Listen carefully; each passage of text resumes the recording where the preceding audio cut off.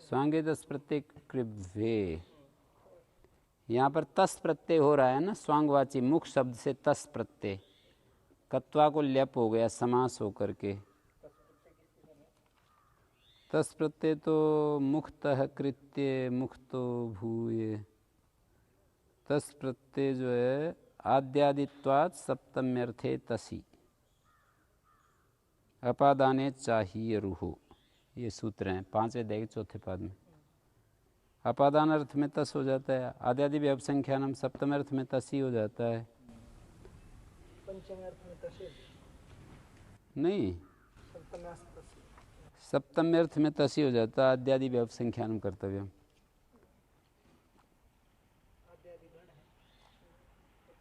आद्यादि गण है,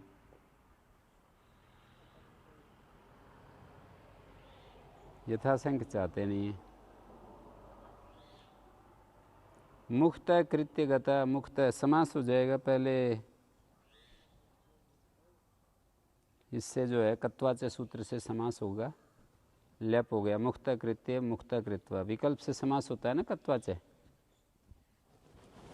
अन्यतर श्याम की अनुवृत्ति है, तृतीया प्रवृत्ति अन्यतर श्याम सूत्र से अन्यतर श्याम की अनुवृत्ति है, देख लो दूसरे अध्याय के दूसरे पाद में। तो मुक्त कृत्यगत और मुक्त कृत्वागत है, मुक्त कारमगत है, ये जो है नमूल हो गया। यहाँ पर भी तृतीया प्रवृत्ति अन्यतर श्याम से समास हो गया। अच्छा, जब समास नहीं होता तब ये मुक्त कारम गतय को कैसे लिखेंगे अलग अलग, ऐसे ये वैसे देते नहीं है, दूसरा कारम वाला समास देते नहीं।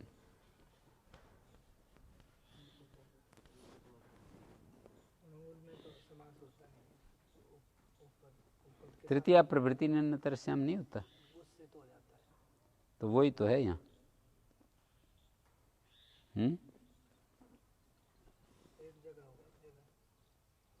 तृतीया प्रवृत्ति उपपद विकल्प से समास को प्राप्त होते हैं। पृष्ठता कृत्यगता, पृष्ठता कृत्वागता, पृष्ठाकारम, पृष्ठो भूयगता, पृष्ठो भूत्वा, पृष्ठो भावम। तो इस तस को क्या मानेंगे, ये जो आद्यादि जो तस किया मुक्त, सप्तम अर्थ में आद्यादि व्याह किसी भी व्यक्ति के अर्थ में हो जाता है, सप्तमी के अर्थ में तसी मानेंगे। हैं?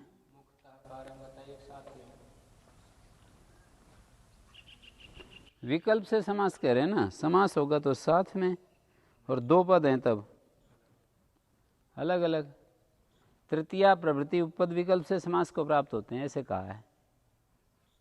यहाँ अमय वाव्यन का नियम थोड़ी लागू होगा कि अमांतव्य के साथ ही, अमय वाव्यन तो यहाँ लगेगा नहीं, अमंतव्य के साथ ही जो उपपद हो, कत्वाणमूल के साथ जो उपपद हो वहाँ नहीं होता, ऐसा नियम जो है वो लागू नहीं होगा। स्वांगे इति किम सर्वथा कृत्वागता, स्वांगवाची होना चाहिए। तस प्रत्यय है जिस स्वांगवाची से, तो सर्वतः में तस प्रत्यय तो है पर स्वांगवाची से नहीं है, इसलिए कत्वाचे सूत्र समास भी नहीं हुआ। सर्वथा कृत्वागता कत्वा प्रत्यय हो गया। ये कत्वा प्रत्यय समान करते हुए पूर्व काले से हुआ है। तस ग्रहणम की मुखी कृत्यगत, यहाँ पर स्वी प्रत्यय है, सर्वतः कृत्वागता, ये जो तस आया नहीं, तस सप्तमी के अर्थ में हो ऐसा तो कोई नियम नहीं ना, किसी में भी कर सकते हैं। प्रतियोगी पंचम स्वांगे का है ना, स्वांग में प्रतियोगी पंचम्य तसी होता है, तो पंचम्य इसमें दिया, पंचम्यंत से होता है, और वहाँ वार्तिक आद्यादि संख्यानम वो सप्तमी से भी हो जाएगा। तो यहाँ तस ग्रहणम के मुखी कृत्य च्वी प्रत्यय है, यहाँ मुखी भूये प्रत्यय ग्रहणम के मुखे तस्यति मुक्ता मुक्ता कृत्वागता, मुख में तसु उपक्षय, मुख शब्द उपपद रहते न विदृश्यते से क्विप हुआ। अत्व संतश्चा धातु में दीर्घ नहीं होगा, अधातु प्रतिषेध होने से मुखता में दीर्घ नहीं होगा। तस उपक्षय उपक्षीण होना, कमजोर होना। मुख में उपक्षीण होने वाला। तो मुखतः कृत्वा, मुखतः मुख में दुखी होने वाला, क्षीण होने वाला, करके चला गया।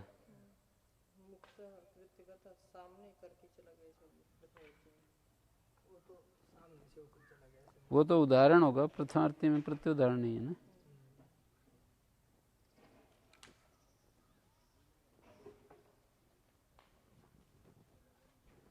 नाधार्थ प्रत्यय च्यर्थे नार्थो धार्थस्य प्रत्यय अस्मात् से नाधार्थ प्रत्यय। ना का अर्थ और धा का अर्थ, ना धा सहचरित अर्थ को ना धा शब्द से कहा है। नार्थो यस्य से नार्था, नार्थ अर्थ है, ऐसे ही धार्थ। देखो ना धा सहचरित अर्थ को ना और धा का जो अर्थ है ना, ना अर्थ और धा अर्थ, तो नार्थ हो गया। ना अर्थो यस्य से नार्थ, ना का अर्थ और वह अर्थ है जिसका, ना का अर्थ अर्थ है जिसका, तो नार्थार्थ बनेगा ना।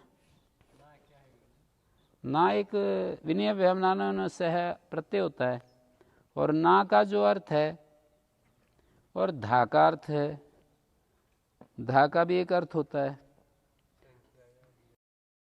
संख्या विधार्थित धा। तो ना प्रत्यय सहचरित अर्थ को ना कह दिया, धा प्रत्यय सहचरित अर्थ को धा कह दिया। ना अर्थो यस्य प्रत्यय से नार्था, धा अर्थो यस्य प्रत्यय से धार्था। ना प्रत्यय सहचरित अर्थ को ना कह दिया, ना प्रत्यय के साथ जो अर्थ है उसको ना कह दिया। ना प्रत्यय के साथ अर्थ क्या, मतलब ना का जो अर्थ नाना वगैरह का जो अर्थ होता है। हाँ, विनयाभ्याम नाना युन सह, वी और नए शब्दों से ना और नाय प्रत्यय होता है न सह अर्थ में।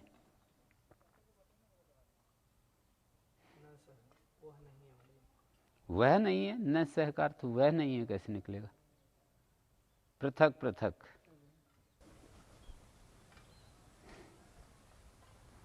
नार्थ का मतलब पृथक लेंगे। और धा का अर्थ होता है विधार्थ में धा होता है, प्रकार अर्थ में। तो नार्थ वाला और धार्थ वाले, ना प्रत्यय के अर्थ वाले और धा प्रत्यय के अर्थ वाले शब्द के च्वर्थे उपपदे क्रीभू धातु और कत्वर्णमलो प्रत्यय भवता। अनाना नाना कृत्वा गता, नाना कृत्य गता। ची का अर्थ दिखाना है ना हमको, इसलिए अनाना नाना कृत्वा गता ऐसा दिखाना पड़ेगा। जो अनाना था, जो अपृथक था, उसको पृथक करके चला गया। अनाना नाना कृत्वा गता, ये च्वर्थ हो गया।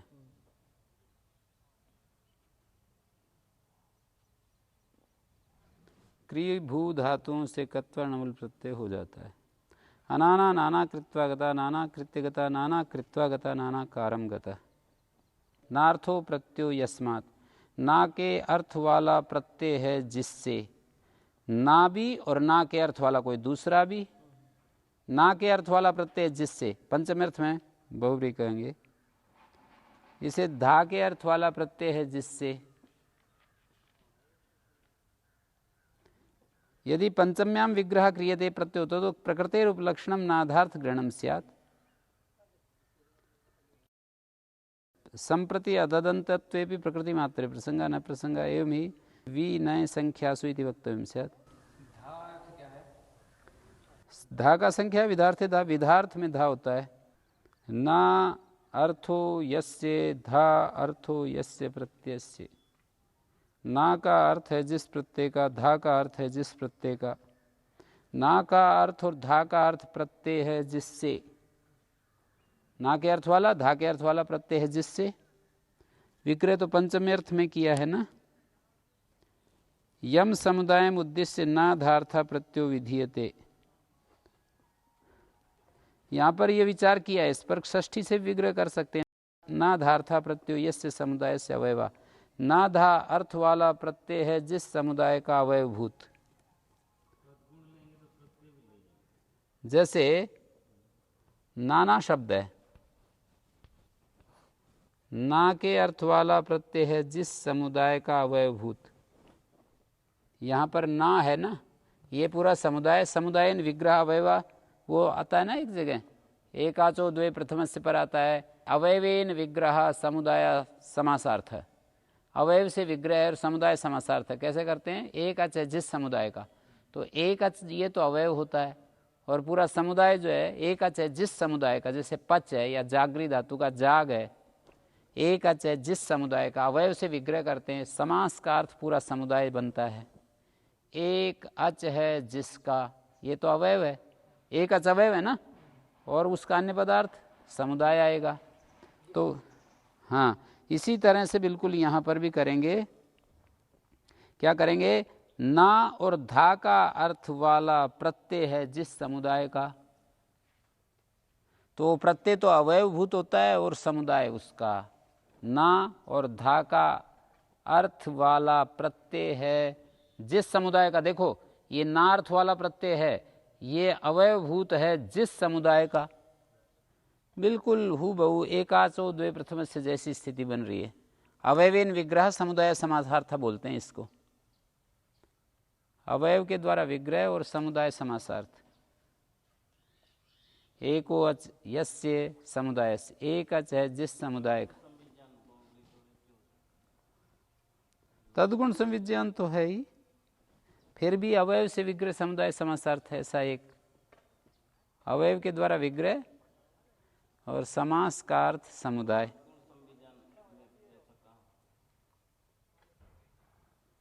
चित्तकबरी गायें जिसे, ऐसा नहीं है ना, ये अवयव समुदाय भाव में समास है। ये स्वस्वामी संबंध में जो होता है, तद्गुण संविज्ञान तो लंबकरण है, लंबे हैं कान जिसके।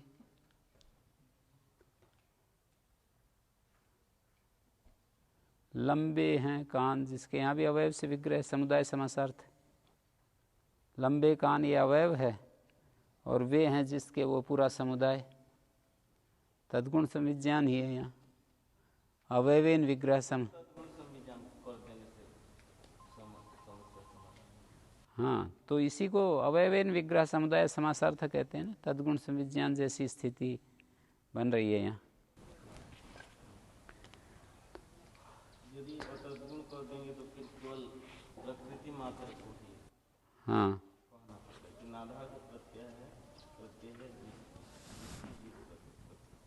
हाँ, ना और धा वाला प्रत्यय है जिससे, तो प्रकृति आएगी ना। ये दिया पद्मंजलि में, यदि पंचम्याम विग्रह क्रियते तथा प्रकृति उपलक्षणम नाधार्थ गृहणम स्यात्। ये जो नाधार्थ है ये उस प्रकृति के पर पहुंचाएगा जिससे कि ना और धार्थ वाले प्रत्यय आते हैं। ये ना धार्थ वाले प्रत्यय छूट जाएंगे और प्रकृति आ जाएगी। संप्रति अतदंतत्वे भी प्रकृति मात्र प्रसंगा, तो फिर संप्रति वो नार्थ नांत वाला और धांत वाला नहीं है, अतदंतत्वे प्रकृति मात्र प्रसंगा न प्रसंगा एवं ही विनय संख्यासु। ऐसा यदि केवल प्रकृति मात्र अभीष्ट होती तो ऐसा ही कह देते सूत्रकार अपने मुख से कि वी नय धा इनके उपपद रहते, ऐसे कह देते।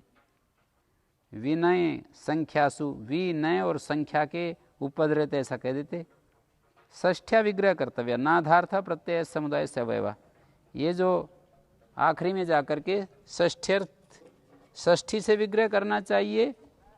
लब लोपे व पंचमी व्याख्या, यम समुदाय में उद्देश्य ना अर्थ वाला और धा अर्थ वाला प्रत्यय विधान किया। ये जो यस्मात है ना, इस पंचमी को लब लोप में व्याख्या करनी पड़ेगी। यम समुदायम उद्देश्य नाधार्थ प्रत्यय विधान किया जाता है। प्रासादात प्रेक्षते, ये लब लोप पंचमी है। प्रासाद से कोई देखता है, यहाँ ऐसे घटेगा कि जिस समुदाय को उद्देश्य करके नाधार्थ प्रत्यय का विधान किया जाता है। वो समुदाय है अनाना नाना कृत्वागता नाना। जिस समुदाय को उद्देश्य करके ना या धार्थ वाला प्रत्यय किया जाता है, द्विधा नाना, ये नाना समुदाय को उद्देश्य करके ना प्रत्यय किया गया है, धा प्रत्यय किया गया है। नाधार्थ प्रत्यय विधीयते। नाधार्थ प्रत्यय का अर्थ हुआ जिस समुदाय को उद्दिष्ट करके यम समुदाय में उद्देश्य नार्थ धार्थ प्रत्यय विधीयते। नाना समुदाय उद्देश्य हाँ ना समुदाय तो नाना है, हाँ बोल दिया है ना। तो ना अर्थ वाला और धार्थ वाला प्रत्यय, प्रत्यय मात्र नहीं समुदाय लिया जाएगा। ना अर्थ वाले और धार्थ वाला प्रत्यय है जिस समुदाय का, समुदाय लेंगे, ना भी आ जाएगा और ना जिससे किया जाता है विनय से शब्द से वो भी आ जाएगा, और वो चर्थ वाला होना चाहिए।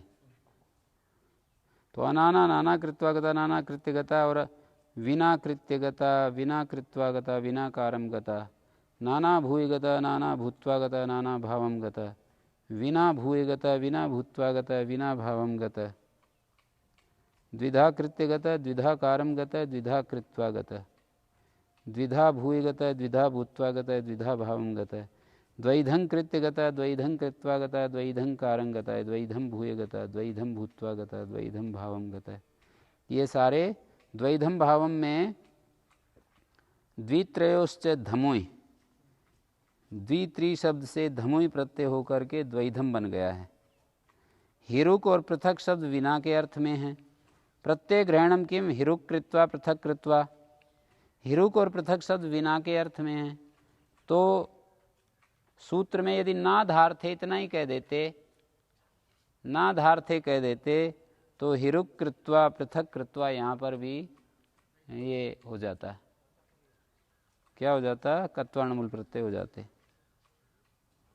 हिरुक कृत्वा कृत्वा कत्वा तो हो रहा है, पर इस सूत्र से आप एक बात देख रहे हैं, हिरुक कृत्वा पृथक कृत्वा प्रत्यय ग्रहणम किम, कि यहाँ पर कत्वा और णमूल प्रत्यय नहीं हो रहे, नहीं होंगे, इस सूत्र से नहीं होंगे। हिरुक कृत्वा तो कत्वा प्रत्यय हो गया है, फिर प्रत्युदाहरण कैसा, ये इससे नहीं हुआ। तो यहाँ मतलब नाधार्थ तो है पर च्यर्थ नहीं घटा हुआ। यहाँ पर च्यर्थे किम नाना कृत्वा काष्ठानी गता, पूर्व में नाना संति काष्ठानी अन्यत्र कृत्वा गता, ये अर्थ च्यर्थ नहीं है। पहले ही अलग अलग पड़े हुए थे, उनको अन्यत्र करके चला गया। धार्थम अर्थ ग्रहणम ना पुनरेकाय विनयाभ्याम नानायनो स, ना प्रत्यय तो एक ही है, वी शब्द से ना प्रत्यय का है, नय से नाय कहा है। धा के लिए अर्थ ग्रहण किया है, धा के अर्थ में कई प्रत्यय हैं। धार्था ही प्रत्या बहवा, ये गुरुजी हिरुक वाला नार्थक प्रत्यान तो यहाँ नहीं है, फिर कैसे? प्रत्यय नहीं है ना, इसलिए नहीं हुआ ये सूत्र से कार्य। मतलब अर्थ तो है पर अर्थ तो है, प्रत्यय नहीं। धार्थ वाले प्रत्यय बहुत सारे हैं। असत्य अर्थ ग्रहण धा प्रत्यय से ग्रहणम से न अन्येषाम प्रत्यानाम, अन्य प्रत्ययों का ग्रहण नहीं हो पाएगा। अर्थ ग्रहण से तो उनका भी हो जाएगा। ना के लिए अर्थ ग्रहण की जरूरत नहीं है, क्योंकि वो तो एक ही है। अर्थ ग्रहण वहाँ किया जाता है जहाँ बहुत सारे ग्राह्य हों, तो अर्थ ग्रहण के बिना भी सिद्ध हो जाएगा। किसी ने कहा कि धमुई प्रत्यय है, जैसे स्थानीय भाव से धा ग्रहण से गृहीत हो जाएगा, धा के लिए भी अर्थ ग्रहण क्यों करते हो? कहते हैं अधादेशो भी धार्थ प्रत्यय अस्ति, जैसे धमोयंता स्वार्थे ड दर्शनम, धमोयंत से स्वार्थ में ड देखा जाता है, तो ये धा के स्थान में आदेश नहीं होता है। किसी ने कहा कि धा की जगह धमुई आता है, तो स्थानीय भाव से धा ग्रहण से सिद्ध हो जाएगा। उसमें उसके लिए भी अर्थ ग्रहण क्यों करते हो? धा आता है पहले, फिर धमुई आता है उसके जगह, तो कहते हैं नहीं, कभी कभी बिना धा के भी धार्थ प्रत्यय होते हैं। जैसे धमुई प्रत्यांत से स्वार्थ में ड देखा जाता है, द्वैधम। तो धा के लिए वयम तो ब्रूमा नार्थम अपि अर्थ ग्रहणम कर्तव्यमेव। न्यासकार कहता है हम तो ये जानते हैं कि ना के लिए भी अर्थ ग्रहण करना पड़ेगा। दो ना प्रत्यय हैं, एक निरनुबंधक दूसरा सानुबंधक। ना है एक नाय है, ना कौन सा है? एक निरनुबंधक है। हाँ, ना और नाय दो प्रत्यय है ना। तो अस्यति अर्थ ग्रहण निरनुबंध ग्रहण सानुबंध कसित ना प्रत्यय से ग्रहणम स्यात् न सानुबंध कस्य न्याय अर्थ ग्रहण तो सति तस्यापि ग्रहणम भवति। अर्थ ग्रहण से तो उसका भी ग्रहण हो जाता है। ना प्रत्यय भी दो हैं, पदमंजरीकार कहता है निरनुबंधक सानुबंध असत्य अर्थ ग्रहण निरनुबंध कस्य ग्रहणम स्यात् नेतरस्य एवं मन्यते। कहते ऐसा देख रहा है वृत्तिकार कि तंत्रावृत्त्या एक शेषाणाम अन्यतमस्य आश्रयणात् तस्यापि भविष्यति। तंत्रावृत्त्या एक शेषाणाम अन्यतमस्य, एक शेष किए हुए में अन्यतमस्य आश्रयणात् तस्यापि भविष्यति, उसका भी ग्रहण हो जाएगा। ये प्रश्न क्या था? प्रश्न नहीं आया ढंग से। कहाँ पर? ये धा अर्थम अर्थ ग्रहणम ना पुनरेकएव। ना पुनरेकएव वो कह रहे हैं कि ना तो एक ही प्रत्यय है ना, चाहे वो अनुबंध सहित है या निरनुबंधक है, ना ले लेंगे हम। एक ही तो ना है, दूसरा तो है ही नहीं। धा के लिए अर्थ ग्रहण है, क्योंकि धा के लिए संख्या विधार्थ है धा। हाँ, एकाधो धमुय न तरस्याम द्वित्र्योश्च धमुय ये धाच्य। बस ये धाच्य यहाँ तक जो है संख्या विधार्थे धा से लेकर ए धाच्य तक जो प्रत्यय कहे हैं वे सारे के सारे प्रत्यय धार्थ वाले हैं। तो कई सारे हो गए ना। तो कह रहे हैं धा के लिए अर्थ ग्रहण, यहाँ पर धा के लिए अर्थ ग्रहण किया। धा एक हो तो उसके लिए कौन अर्थ ग्रहण करेगा?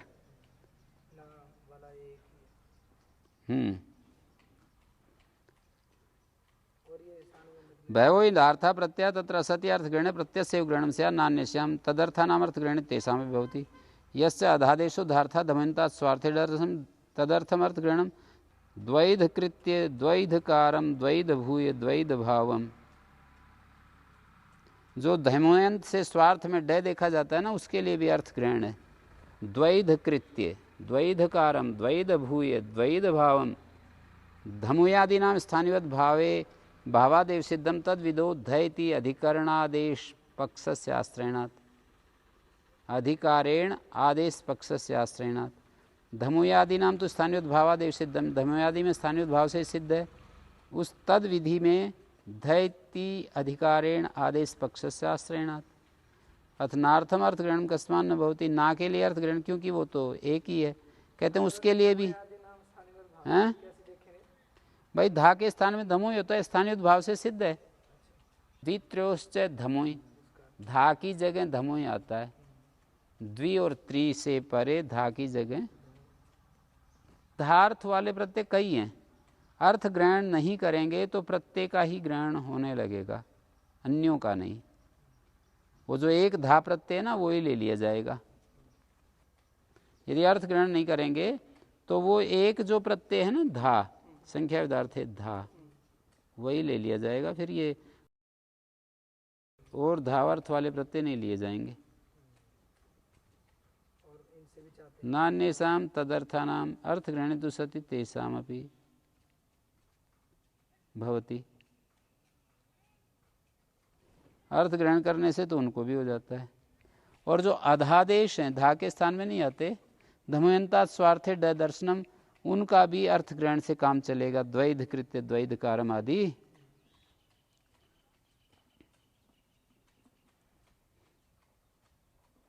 तूष्णी में भुआ, तूष्णी शब्द उपपद हो तो भू धातु से कत्वाणमूल प्रत्यय होते हैं।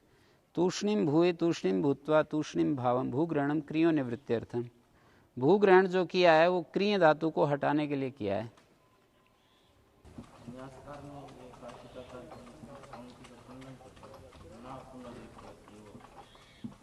हाँ, खंडन कर दिया और पद्मजीकार ने समर्थन कर दिया प्रकारांतर से। एक तंत्रावृत्ति से एक शेषाणाम अन्यतम शास्त्रेण। हाँ, एवं मान्यते का अर्थ है ऐसा देख रहा है काशिकाकार। एक शेषाणाम अन्यतमस्याश्रयेण तस्यापि भविष्यति। ना ना ऐसे तंत्र नहीं, ना का ही आवृत्ति कर लेंगे तो ना से दो ना ले लेंगे। तूष्णी में भुआ में दो धातुएं आ रही थी, एक का ग्रहण किया है दूसरी को हटाने के लिए, तो तूष्णी शब्द उपपद रो भू धातु से कत्वर्णमूल होते हैं। तूष्णीम भूय तूष्णीम भूत्वा कत्वा से समास हो गया और तूष्णीम भावम में णमूल तृतीया प्रवृत्ति तरस्याम समास हो रहा है।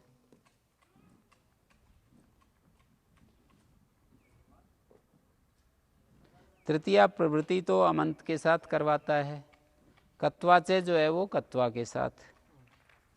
कत्वा में भी तृतीया प्रवृत्ति नहीं की अनुवृत्ति है, तृतीया प्रवृत्ति उपपद। अन्वच्यानुलोमे ये भी उसी तरह का सूत्र है, त्रियच्यप वर्गे, चुपचाप, चुप होकर, तूष्णीम भूय चुप होकर, तूष्णीम भूत्वा चुप होकर, तूष्णीम भावम चुप होकर, एक ही अर्थ। कृब हो की अनुवृत्ति होते हुए स्वांगे तस्प्रत्यय कृब हो, कृब हो आ रहा था ना, फिर भू पढ़ा है क्री को हटाने के लिए, ठीक है। अनवच्यानुलोम में अनवक शब्द उपपद हो, अनवची तिर्यची जैसे था ना, अनु अंचति, भुआ का मतलब है होकर, तूष्णीम भूत्वा। हाँ तूष्णीम भव है, हाँ तो एक क्विन प्रत्यय हुआ और क्विन का सर्वापारी लोप, अनिदिताम हल उपधाया किंगति, अनु अनवक इको एंड ची, अनवक बन गया ना। अनवक शब्द उपपद रहते, अनुलोम में गम्यमान होने पर कत्वर्णमूल होते हैं। अनुलोमता अनुकूलता पर चित्तानुविधानम, अनुलोम में होता है दूसरे के चित्त। शब्द ले लिया मतलब निपात अव्यय टाइप या सिद्धि, क्या तूष्णीम जो शब्द है इसके रूप चलेंगे। अव्यय, अव्यय का रूप कैसे चल गया, तूष्णीमी कैसे चल गया, अनुकरण करके। अनवची यहाँ पर अनवक शब्द था, प्रथमा में तो अनवक बनेगा, अनवच मूलतः है, मूल शब्द क्या है अनवच, इसका अनुकरण कर लिया, सूत्र में अनवची बता दिया। अनवची अनवक शब्द उपपद हो, अनुकूलता अनुलोम में गम्यमान हो, कत्वर्णमूल प्रत्यय हो जाते हैं। अनवक भूयास्ते, अनवक भूत्वा आस्ते, अनवक भावम आस्ते। पर चित्तानुविधान होता है ना, अनुकूलता, दूसरे के चित्त के पीछे चलना। आप स्वामी जी के चित्त के अनुकूल चलोगे तभी तो अनुकूल मानना जाएगा कि ये तो स्वामी जी के अनुकूल हैं। अनुकूल होकर आदमी रहता है, ये इसका अनुवाद हो अनवक भूयास्ते, अनवक भूत्वास्ते, हैं।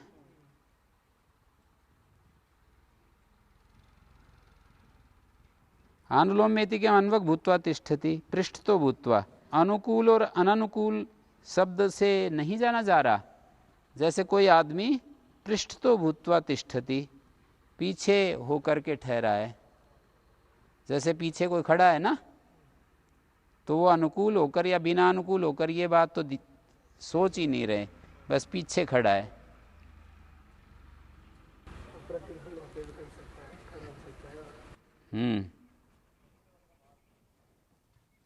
अग्रतः पार्श्वतः पृष्ठतः अनुकूलो भूत्वा अस्ते।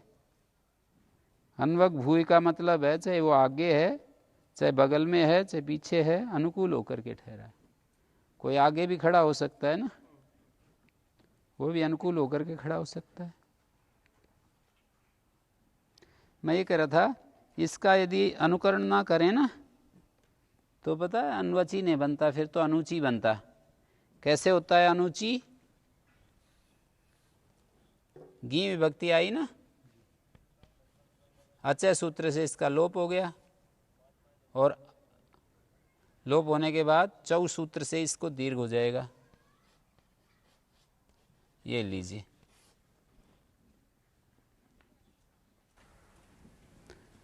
आया था पहले, हैं क्या आया था पहले, क्विन प्रत्यय है ना, तिर्यची की तरह अनवची। तिर्यची में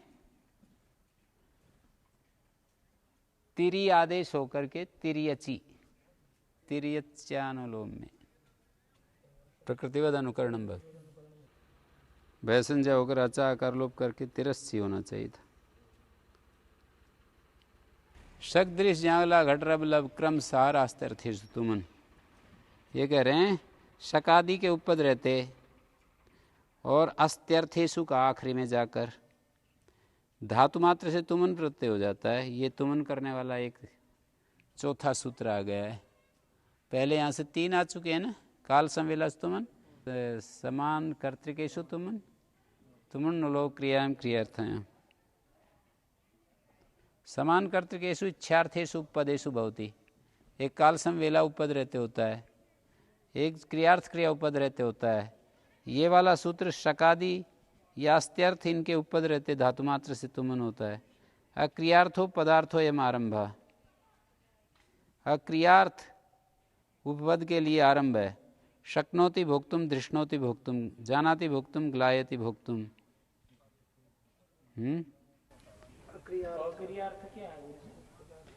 कहाँ पर है क्रियार्थ? अच्छा वो तो उस सूत्र में कहा ना, क्रियार्थ क्रिया उपपद रहते धातु से तुमन होता है, तो ये बिना क्रियार्थ क्रिया के उपपद रहते भी होगा।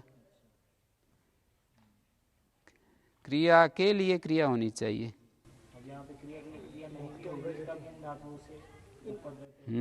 जो धातुएं गिराई हैं इनके उपपद रहते होंगे।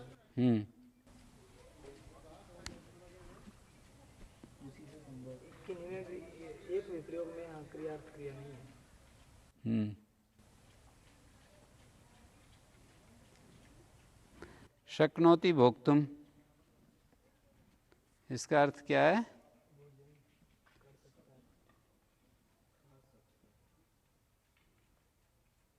दृष्णोति भोक्तुम,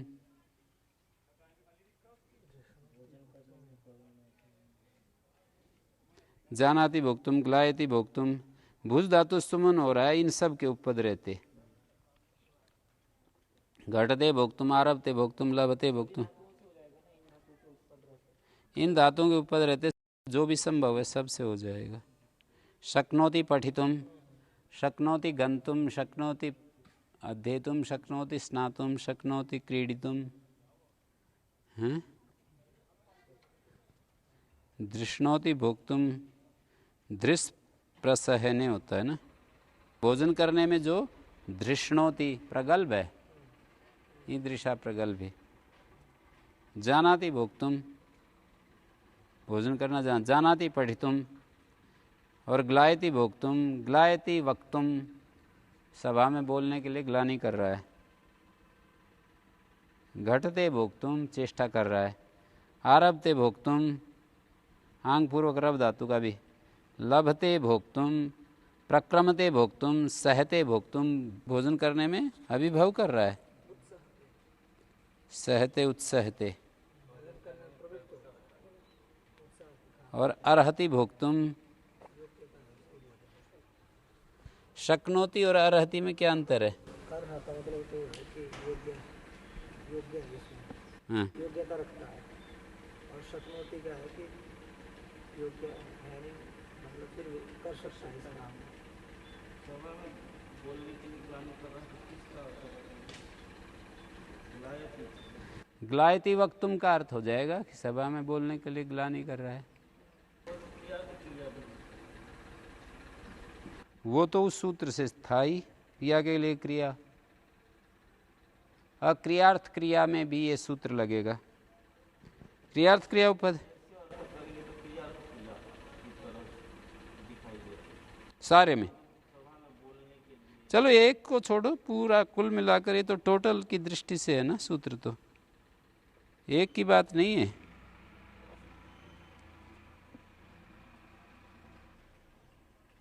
शक्नोति भोक्तुम में कौन सा क्रियार्थ गम्यमान है बताओ? भोजन कर सकता है, किंतरी अर्थांतरम दिया भी है इन्होंने न्यास में। अर्थांतरम गम्यते अन्य देव। शक्नोति भोक्तुम, उत्सयते भोक्तुम, जानाति भोक्तुम, प्रावीण्यम गम्यते। ग्लायति भोक्तुम में ना असक्तता गम्यमान है। असक्तता में क्रियार्थ क्रिया तो नहीं है। जानति भोक्तुमिति प्रावीण्यम गम्यते, प्रवीणता। घटते भोक्तुम या घटयति भोक्तुम अर्ति भोक्तुम योग्यता मात्रम गम्यते। भोजने प्रावीण्यम गम्यते संक्नोति भोक्तुम दृष्णोति भोक्तुम। क्रियार्थ क्रिया यदि है तो उसी से सिद्ध हो जाएगा, इसमें कोई बाधा नहीं होगी ना। क्रियार्थ क्रिया है तो हो जाएगा, मना नहीं कर रहे ना, क्रियार्थ क्रिया है तो उससे हो जाएगा। इसमें तो जो क्रियार्थ क्रिया नहीं है वैसे और ग्लायति भोक्तुम शक्ति गम्यमान है। घटते या रहती योग्यता। घटते भोक्तुम योग्यता गम्यमान है। आरभते भोक्तुम प्रक्रमते भोक्तुम भुज धातु की आद्यावस्था गम्यमान है। खाना आरंभ करता है, आरभते भोक्तुम मानी भोजन करना आरंभ करता है। तो इसमें भी क्रियार्थ क्रिया कहाँ है? भोजन करना आरंभ करता है। लभते भोक्तुम अप्रत्याख्यातम भोजनम लभते। लभते भोक्तुम भोजन करने के लिए प्राप्त कर रहा है, जिस भोजन का प्रत्याख्यान नहीं ऐसे भोजन को प्राप्त कर रहा है। उत्सहते भोक्तुम भोजने व्याप्रियते। अस्ति भोक्तम भोजनम अस्ति अर्थ निकलेगा। प्रवीणो भोक्तुम कुशलो भोक्तुम पटुर भोक्तुम इत्यादो पर्याप्ति विवक्षायाम उत्तर सूत्रेण तुमन भवति। अगला सूत्र है ना पर्याप्ति वचनेषु अलम अर्थेषु। तो जब हम कहेंगे ना प्रवीणो भोक्तुम कुशलो भोक्तुम पटुर भोक्तुम, तो पर्याप्ति विवक्षा में तुमन हो जाएगा। पर्याप्ति कहते हैं अन्यूनता को। पर्याप्ति वचनेषु अलम अर्थेषु धातु तुमन प्रत्यय भवति। पर्याप्त भोक्तुम अलम भोक्तुम भोक्तुम पारयति। पर्याप्ति कहते हैं अन्यूनता, परिपूर्णता को। अन्यूनता दो प्रकार से होती है, भोजनस्य प्रभूततया भोक्तु समर्थतया। तो उसको सामर्थ्येन अलमर्थेन विशिनष्टि, अलमर्थ के द्वारा उसको विशेषित किया जा रहा है। पर्याप्ति वचनेषु अलमर्थेषु उपपदेषु। पर्याप्ति परिपूर्णता को कहते हैं, और अन्यूनता दो प्रकार से होगी। खूब भोजन हो उससे भी अन्यूनता देखी जाती है, या भोक्ता की समर्थता से भी पूर्णता देखी जाती है। तो सामर्थ्येन पर्याप्ति वचनेषु अलमर्थेन विशिनष्टि। अलमर्थ के द्वारा जो सामर्थ्य है ना, खाने वाले की सामर्थ्य के द्वारा यहाँ पर अलमर्थ के द्वारा उसको विशेषित कर रहे हैं। पर्याप्तिवाची शब्द उपपद हों अलमर्थेषु, वो अलमर्थ हों अर्थात सामर्थ्य हो उनमें, सामर्थ्य अर्थ वाले हों वो पर्याप्तिवाची। जो पर्याप्ति वचनेषु अलमर्थेषु, हाँ पर्याप्ति वचनेषु अलमर्थेषु, यहाँ पर विशेषण विशेष्य भाव क्या है? अलमर्थेषु पर्याप्ति वचनेषु धातो तुमन प्रत्ययो भवति। हाँ, तो यहाँ पर विशेषण विशेष्य भाव क्या लोगे? दो है ना अलमर्थ। के द्वारा किसको विशेषित किया जा रहा है? सामर्थ्य को।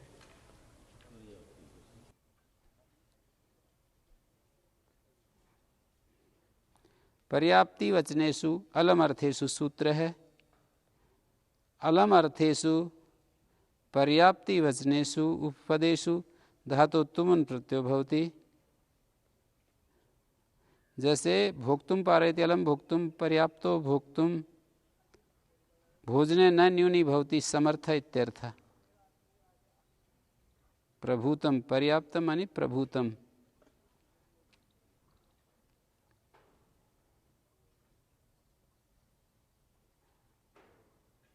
अलमर्थ विशिष्टेषु पर्याप्ति अन्यूनता परिपूर्णता अलमर्थ विशिष्टेषु यद्यपि भूषणादयो अलमर्थ तथा पर्याप्ति वचने सामर्थ्यम एवं संभवती तदेव गृह्यते। पर्याप्ति वचन से सामर्थ्य अलमर्थ विशिष्ट जो है पर्याप्तिवाची शब्द उपपद हों।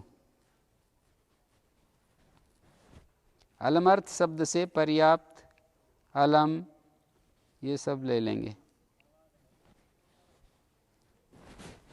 ये अलंकार और पर्याप्ति का तो एक ही है ना।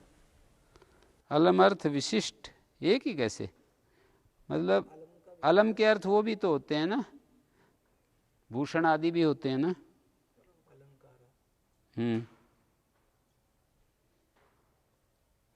सामर्थ्येन अलमर्थेन विशिनष्टि। पद्मश्री में कहा है न्यूनता द्विधा भवति भोजनस्य प्रभुततया वा भोक्तु समर्थतया वा। अतः सामर्थ्येन अलमर्थेन विशिनष्टि। सामर्थ्य जो अलमर्थ है इसके द्वारा पर्याप्ति को विशेषित कर रहे हैं। अलमर्थ विशेषण है और पर्याप्ति विशेष्य है। पर्याप्ति विशेष्य और ये विशेषण है अलमर्थेषु।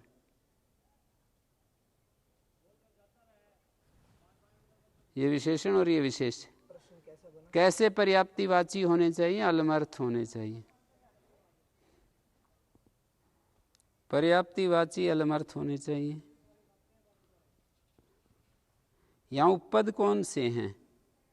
अलमर्थ विशिष्ट पर्याप्ति अर्थ वाले शब्द उपपद हैं।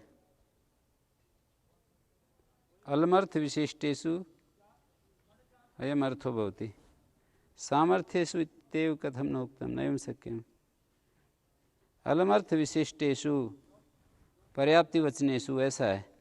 यद्यपि भूषणादयो अलमर्था तथा पर्याप्ति वचने सामर्थ्यमेव संभवति। पर्याप्ति वचन में तो सामर्थ्य ही निकलेगा। मतलब पर्याप्ति वचन कह दिया तो अब इस अलंकार सामर्थ्य है ही। हाँ, यदि ये नहीं कहते पर्याप्ति वचन अलमर्थेषु कह देते। अलमर्थेषु इति किम? पर्याप्तम भुंक्ते का अर्थ है प्रभुतम भुंक्ते। अलमर्थ विशिष्ट नहीं है।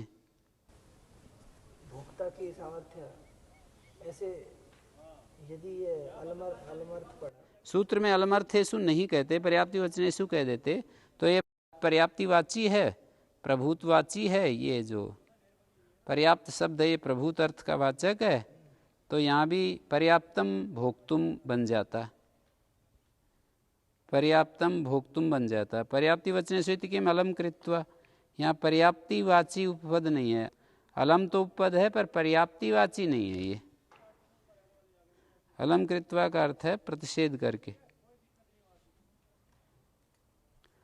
प्रतिषेधवाची है ना अलम शब्द। अलंग खलो प्रतिषेधो प्राचम कत्वा। पर्याप्तम भुंक्ते में सामर्थ्य विवक्षित नहीं है, पर्याप्ति मात्र विवक्षित है। अन्यूनम भुंक्ते प्रभुतम भुंक्ते। जब हम ये प्रत्युदाहरण देखते हैं अलमर्थेषु तो इसमें पर्याप्तम भुंक्ते यहाँ सामर्थ्य विवक्षित नहीं है, पर्याप्ति मात्र विवक्षित है। अन्यूनम भुंक्ते इति प्रभुतम भुंक्ते इत्यर्थ। सामर्थ्य मतलब भोक्ता वाला सामर्थ्य हैं? भोक्ता का सामर्थ्य। भोक्ता का सामर्थ्य। पर्याप्तम भुंक्ते इति नात्र सामर्थ्यम विवक्षितम। पर्याप्ति मात्र विवक्षित है। अन्यूनम भुंक्ते प्रभुतम भुंक्ते इत्यर्थ। पूर्व सूत्रे सगी ग्रहणम अनलर्थम। पूर्व सूत्र में जो शकी ग्रहण किया है अनलम अर्थम। पर्याप्ति वचन से अलम अर्थेषु तुमन कहा है ना, तो इसी सिद्ध हो जाएगा। पूर्व सूत्र में शकी ग्रहण क्यों किया? बोले शक्यम एवं कर्तुम नात्र अलमर्थो विवक्षिता किंतरि सौकर्यम। शक्यम एवं कर्तुम ऐसा किया जा सकता है।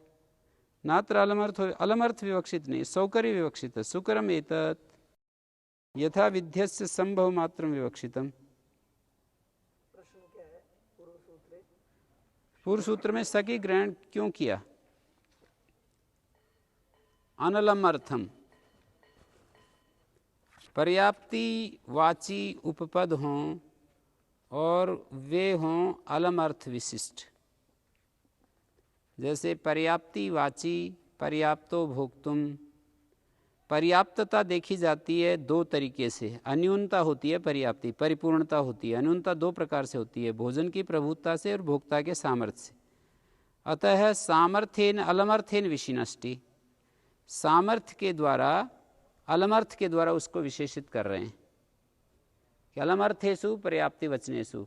पर्याप्ति वचन कैसे हों? अलमर्थ वाले।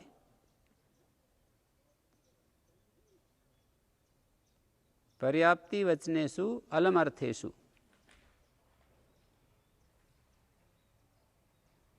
पर्याप्तो भोक्तुम का अर्थ है भोजने न न्यूनी भवति समर्थ इत्यर्थ। पर्याप्त है भोजन करने में, भोजने न न्यूनी भवति समर्थ इत्यर्थ। पर्याप्तो भोक्तुम भोजने न न्यूनी भवति समर्थ इत्यर्थ। भोजन करने में कम नहीं है। जो भोजन करने वाला है वो कम नहीं है, मतलब बहुत करता है। पर्याप्तो भोक्तुम पर्याप्त है खाने में, सक्षम है। अलम भोक्तुम भोक्तुम पारेति अलम सक्षम है वो। यहाँ पर्याप्तिवाची अलम शब्द है। पर्याप्तो भोक्तुम में पर्याप्त शब्द है पर्याप्तिवाचक, इसमें अलम शब्द है पर्याप्तिवाचक। और ये पूर्व सूत्र शक्रिणम अनलम अर्थम सुकरम एतत् संभव मात्रम विवक्षितम संभवती एवं विधस्य करणम। ऐसा किया जा सकता है। शक अभी अर्थ निकल रहा था। पूर्व सूत्र में शक ग्रहण अनलम अर्थम, ये प्रश्न इसमें ये बन रहा है कि यदि पर्याप्ति वचने से अलम अर्थ तुमन विधान कर रहे हो तो इसी सिद्ध हो जाएगा। ऊपर वाले सूत्र में शक ग्रहण क्यों कर रहे हो? पर्याप्ति वचने से अलम अर्थ तुमन विधान कर रहे हो तो इसी से सिद्ध हो जाएगा। ऊपर वाले सूत्र में शक ग्रहण क्यों किया? मतलब शक का ग्रहण भी इसी में हो जाएगा। नहीं, अपने आप जब यूँ कहेंगे पर्याप्ति वचनेषु अलम अर्थेषु तो तुमन विधान हो ही गया। पर्याप्तिवाची हो, अलम विशिष्ट हो तो शक धातु का भी काम इसी से चलेगा। नात्र अलमर्थो विवक्षित किंतरि सौकर्यम। जब हम कहते हैं सक्यम एवं कर्तुम, यहाँ पर सौकर्य विवक्षित है, अलमर्थ विवक्षित नहीं है।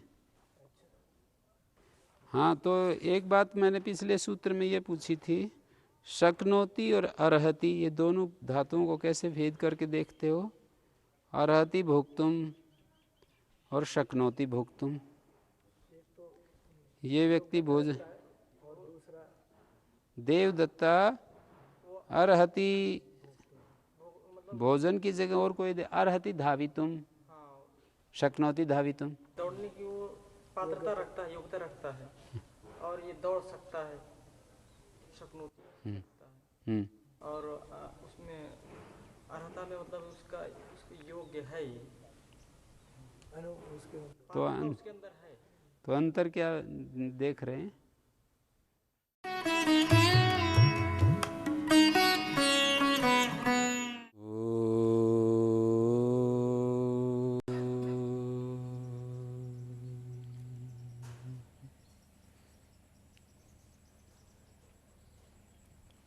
कर्तृकृत जो ये प्रत्यय हैं सारे तीसरे अध्याय के, उनका कारक नियम करने के लिए सूत्र बनाया है। कृत प्रत्यय कृत संजय का प्रत्यय कर्तृकार के भवन्ति।